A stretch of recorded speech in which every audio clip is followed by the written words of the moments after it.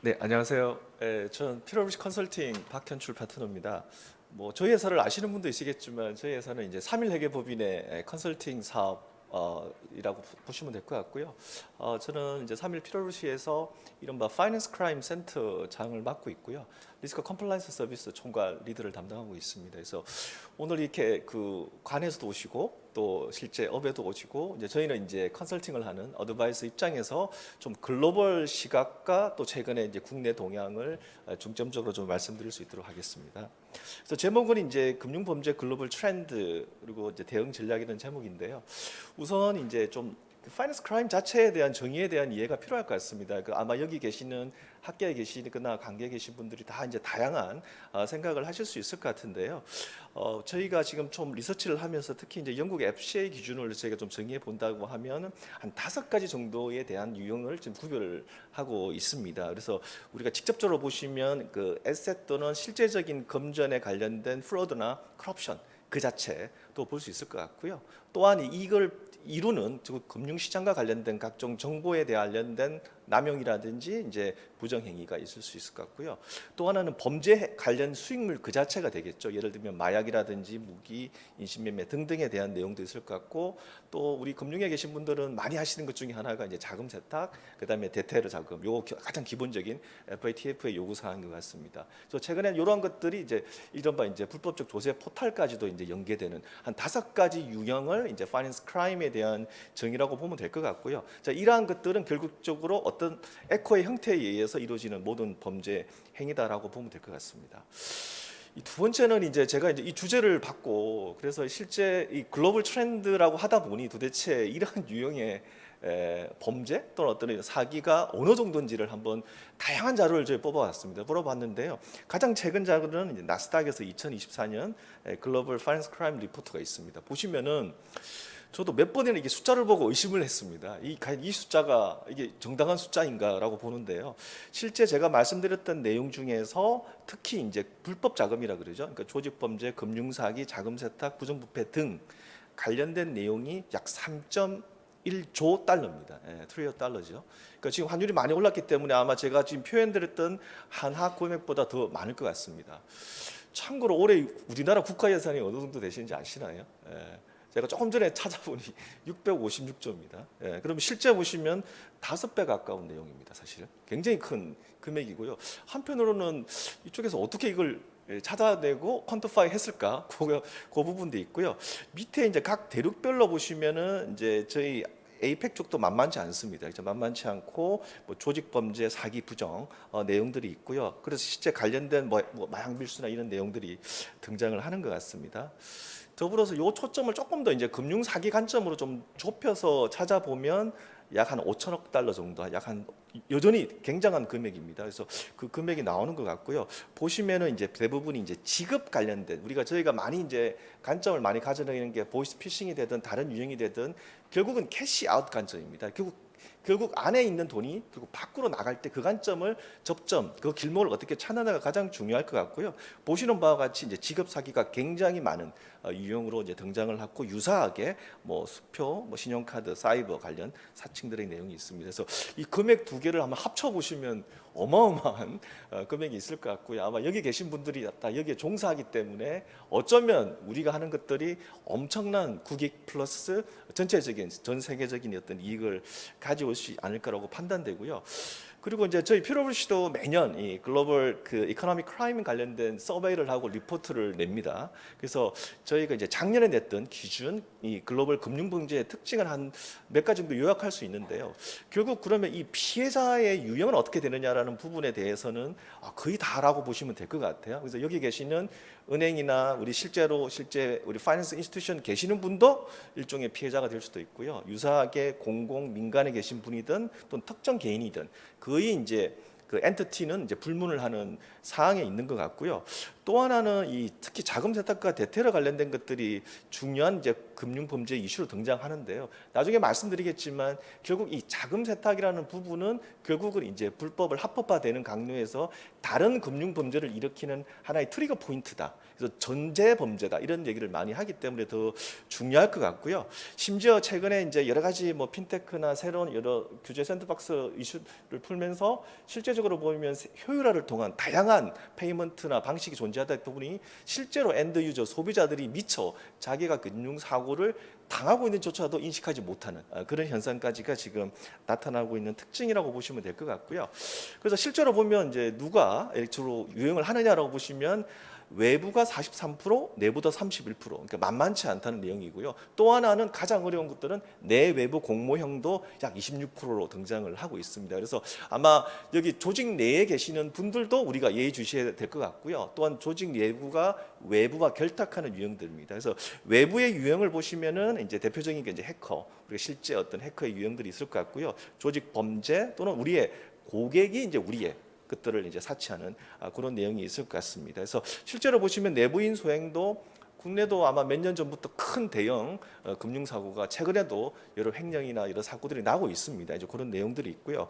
특히나 이제 내외부 공모형을 보시면은 앞서도 그런 데지만 뭐 익명 채팅방이라든지 암호화폐 관련된 내용들, 다크웹이라고 해서 우리가 하고자 하는 일반적인 서피스 웹이 아니라 우리가 다크웹 상에서 이루어지는 여러 가지의 어떤 불법적인 사항들도 존재하는 바가 있습니다. 물론 이 부분들을 가만히 보시면 결국 테크의 변화에 따라서 그들 그 공격형 가해자들도 그 부분을 훨씬 더 적극적으로 이용하고 있다는 것을 아마 살펴볼 수 있을 것 같고, 그래서 이러한 내용에 대한 특징도 저희에게 이제 사료되는 바가 되는 것 같고요. 특히나 이제 이 내용을 보면서 이러한 금융 범죄를 일으키는 가장 우려되는 포인트들에 대해서 서베이를 해보면은 결국은 페이먼트와 관련된 내용, 아까 제가 말씀드린 바와 같이 캐시가 아웃되는 관점에 그 페이먼트가 훨씬 더 빨라지고 편해지고 이피션시를 추가하다 보니까 그에 못지않게 이러한 내용들이 훨씬 더 큰 금융범죄에 악용되는 그 자금 이동을 쉽게 함으로써 이루어지는 하나의 그 수단이 된다라는 부분이 있습니다. 그래서 그 부분들은 이 규제 요건과 이 부분에 대한 편의성 요건에 대한 이 밸런싱을 우리가 어디다가 접점을 둬야 될지가 좀 우리에게 던지는 문제가 아닌가라고 생각이 들고요. 자금 세탁 역시는 굉장히 지금 훨씬 더 복잡한 유형, 특히나 이게 지금 가상 업건도 계시겠지만 요즘 블록체인 유행하면서 가상 관련된 것 들어가면서 훨씬 더 이제 비저블해지지 않는, 그래서 트레이스빌리티가 굉장히 떨어져 버리는, 그래서 그런 내용들이 훨씬 더 클 것 같고요. 그리고 실제는 특정 대상을 속이는 범죄가 굉장히 이제 다빈도다, 일상화된다, 뭐 이런 내용으로 좀 보고 있는 것 같습니다. 그래서 실제로 여기에 이러한 글로벌 금융 범죄에 관련돼서 왜 이렇게 이러한 내용들을 우리가 이렇게 적발 또는 디텍션이 힘드냐는 부분은 첫 번째는 이제 인력이라든지 프로세스, 기술의 부족 이슈를 가져올 수 있습니다. 사실 이제 저희도 여러 컨설턴시를 통해서 업무를 많이 도와드리긴 하는데요. 우리가 뭐 FDS를 하든 뭐 어떤 다양한 모니터링 툴을 쓴다고 하면 대부분이 이제 룰 베이스죠. 룰 베이스라고 얘기하는 것들은 특정 조건을 이제 벗어나는 것들을 찾아내는 가격인데요. 사실은 이제 이러한 내용들에 대해서 이른바 히트 레이쇼에 대한 그 논의가 많습니다. 그죠? 우리가 자금 세탁이든 다른 것들을 했지만 실제로 나왔지만 이게 정말 이상한 거야? 라는 것들이 이제 대부분 이슈로 등장을 합니다. 그래서 조금 더 히트 레이쇼를 즉각도를 높이기 위해서 최근 아까 말씀드린 바와 같이 좀 AI 좀 더 진행화되는 그런 노력들이 있는 것 같고요. 또 하나는 이제 저희도 보통 이제 금융사고 났을 것들을 많이 이제 인베스티게이션을 해드리다 보면 결국은 이제 공격자가 취하는 형태는 디지털화되어 있다든지 비저블하지 않는 뭔가 수작업이라든지 인비저블한 그러한 부분을 이제 집중 공략해서 결국은 이제 사고화가 되는 사례가 있습니다. 그래서 이런 부분에 대한 내용들은 국내뿐만 아니라 글로벌에서도 지적하는 내용이 있을 수 있을 것 같고요. 또 하나가 이제 평가 지표 관련된 내용을 또 얘기를 안 할 수가 없을 것 같아요. 결국 이제 KPI와 연관될 것 같은데 국가 입장에서의 여러 금융기관의 KPI 또는 금융기관 내부의 KPI가 어떤 건수라든지 단순한 어떤 정량적 부분을 하다 보니 실질에 대한 내용들이 훨씬 더 이제 중요해지는 내용인 것 같습니다. 그래서 그러한 내용들에 대해서 우리가 이제 당국 입장에서도 마찬가지고요. 각 어떤 우리 그 일선 업종에 계시는 분들도 어떤 평가 지표에 대한 내용들 좀 새롭게 해야 될 것 같고요.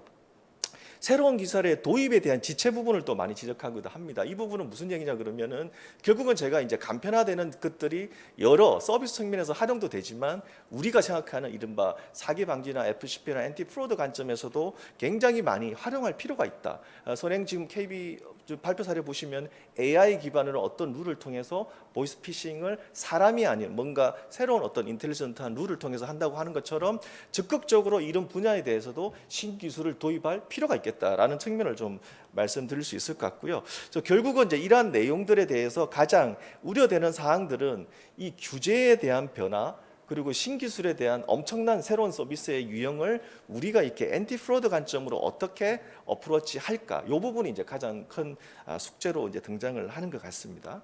그래서 이러한 어떤 제가 말씀드렸던 글로벌 전반적인 현황과 어떤 실제적인 트렌드에 따라서 좀 어떤 어프로치가 좋을까라는 부분들을 좀 고민을 해보았습니다. 그래서 크게 한 4가지 정도로 저희가 좀 제언을 드릴 수 있을 것 같은데요. 아마 여기 이제 금융이나 금감원 또 경찰청 또 이 휘하 아마 레귤레이션 단계에서 있을 것 같은데요. 좀 보다 더 규제에 대한 재개정이 필요한데 특히나 이제 글로벌 쪽 얘기를 들어보면 규제에 대한 총론도 있지만 아까 제가 말씀드렸던 특정한 탑픽에 맞춘 굉장히 세분화된 어떤 규정이나 가이드라인이 이제 필요하다. 요 부분은 아마 글로벌 쪽도 유사하게 느끼고 있는 사항인 것 같습니다. 그래서 그러한 어떤 아주 구체적이고 실제적인 가이드라인이 중요할 것 같고요. 두 번째는 데이터 분석력에 대한 강화는 여전히 중요하게 다루고 있는 것 같습니다. 그래서 빅데이터라고 하는 것들이 특정한 업종, 특정한 업체에 한정된 게 아니라 이른바 에코시스템, 생태계를 이루어서 지금 저희가 하고자 하는 결국 민, 관, 그리고 실제 그들을 통합화하는 어떤 데이터 분석력을 강화시키는 게 필요할 것 같고요.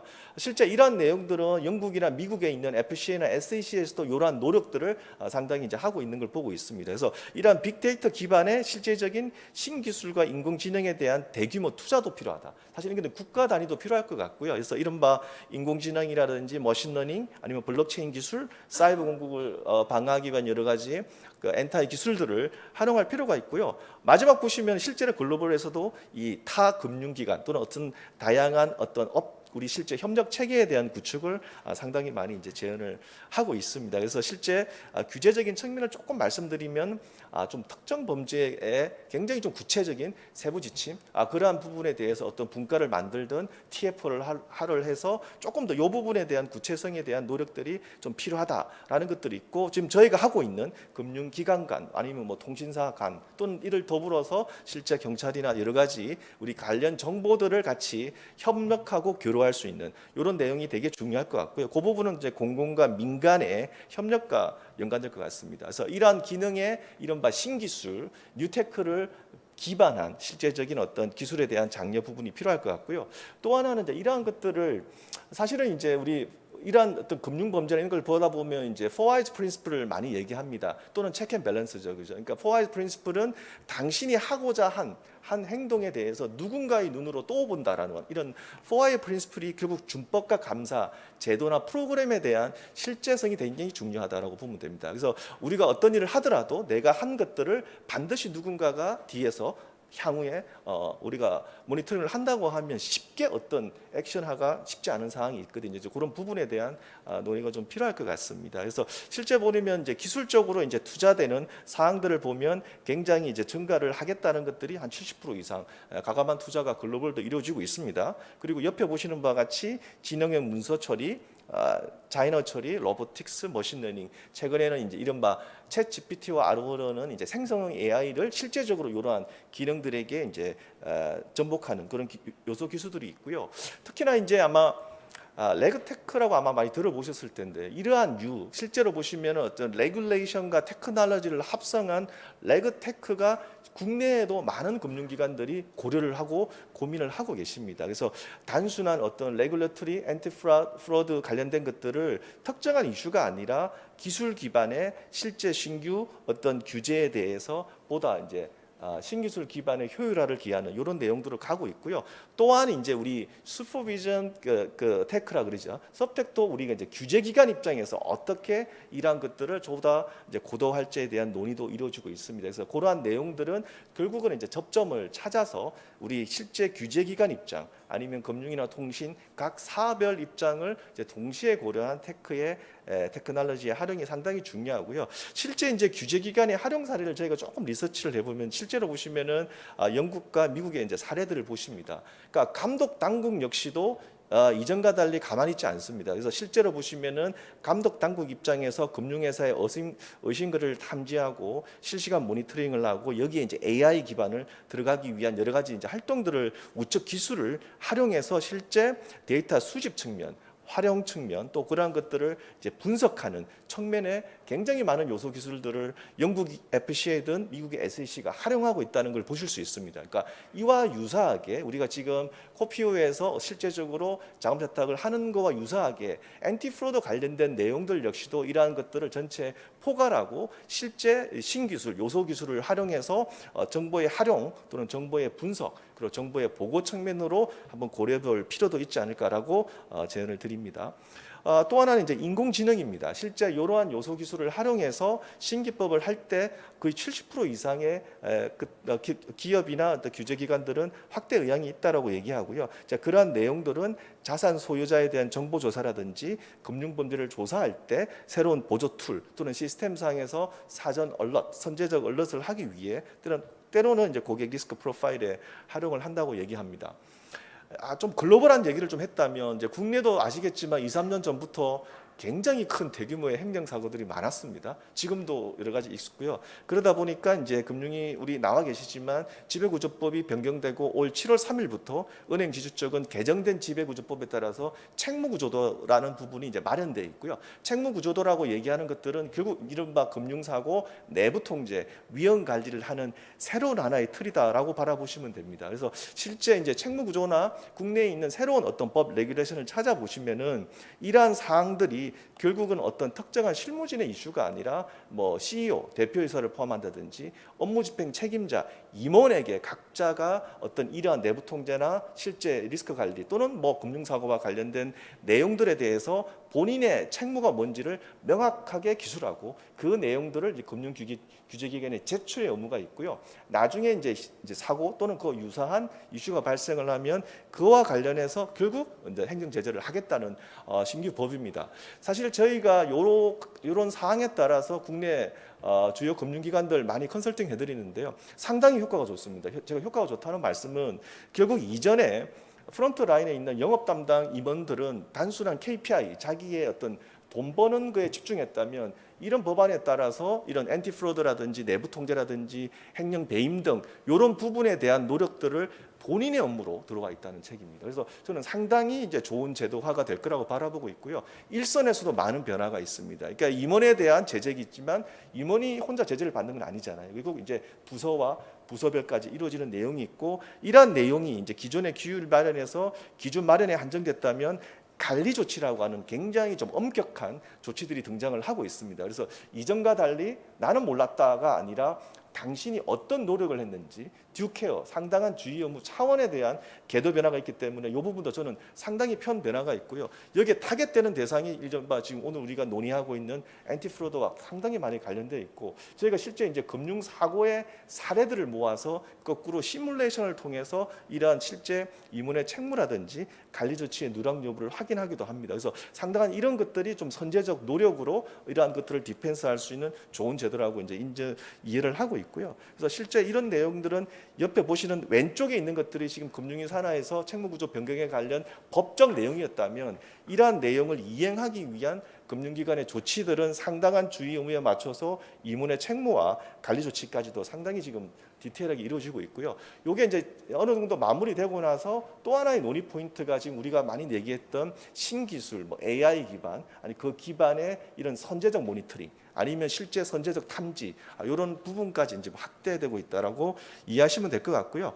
마지막 잠깐 시간을 빌어서 자금 세탁 쪽도 여전히 이제 큰 이슈가 되는 것 같습니다. 그래서 제가 아까 설명드린 바와 같이 결국 자금 세탁은 뭐 마약 밀수라든지 실제 인신매매라든지 신분 도용 등 모든 금융 사고의 어떤 선행 범죄로 인식되고 있습니다. 그래서 이 부분은 여전히 우리가 예의주시하면서 살펴봐야 될 것 같고요. 실제로 이제 미국 쪽을 이제 저희가 리서치를 좀 해보면은 다양한 부분에 대한 주요 지적 사항들이 SAC1으로 등장합니다. 그래서 실제 실제 이제 커스터머가 되겠죠. 고객이나 국가에 대한 위험 평가, 거래 데이터의 결합에 대한 부분, 전문성에 관련 내용들, 의심보고 부실 등에 대한 내용이 있는데요. 이 부분에 대해서 조금 문제 우리도 같이 한번 논의를 하자면 이러한 글로벌한 선진 체계와 유사하게 다양한 제도들을 이렇게 하나의 에코시스템 내에 등장한다면 위험에 대한 평가 그리고 그 부분에 대해서 우리 인력에 대한 케이퍼빌리티나 스킬셋에 대한 향상 이와 관련된 규정과 프로세스의 재정립 그리고 모니터링을 하는 부분에 대한 신기술의 활용 이 부분을 충분히 고려하다면 비단 자금 세탁뿐만 아니라 제가 맨 첫 장에서 설명드렸던 5가지의 금융 범죄의 유형도 거의 동일한 프로세스와 동일한 어프로치로 인해서 충분히 프리벤티브하게 잡아낼 수 있지 않을까라고 판단되고 있습니다. 네, 이상 여기까지 제가 정확하게 50분에 끝냈습니다. 고맙습니다.